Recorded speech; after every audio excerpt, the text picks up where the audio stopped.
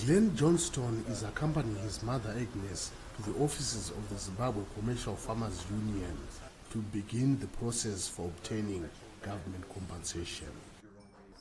She was displaced from her farm about 17 years ago. They are cautious about the government promise of partial compensation for their seized land. It's a promise on top of a promise, basically. It looks like we've been promised that steps have been taken. So now we are taking these steps, yeah. Will we get the money at the end of the day? Obviously time will tell.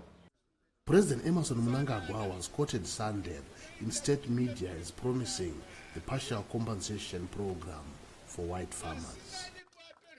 Meanwhile, the Zimbabwe Commercial Farmers Union has received close to 1,000 applications for compensation which it will submit to the government.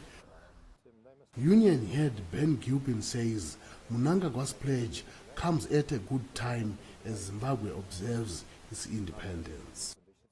I think for many people the last 20 independences have come and gone without such promises being even hinted at, and now the promise is that this is being dealt with seriously, so we appreciate that. From the point of view of Zimbabwe, how is this independence compared to others? It's a tough independence, we all know that. Mnangagwa's ruling ZANU-PF party says it hopes Zimbabwe's strained relations with the West will thaw now that the government has agreed to pay former white commercial farmers. The ruling party also hopes the economy will improve. Our president has demonstrated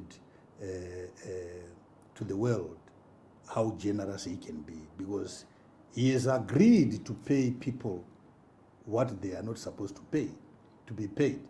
You cannot expect to pay a housebreaker for breaking into your house. And this is what happened really, using a gun. But we are saying, at least it's important that we compensate for their sweat. But when that happens, then the international world must accept Zimbabwe in the global family again, economically and politically. Until now, Zimbabwe's government had refused to compensate white commercial farmers as a way to show the country's total independence from Britain. But critics say the seizure of the land from white commercial farmers is the reason for Zimbabwe's ailing economy. Columbus Mavunga for VOA News, Harare.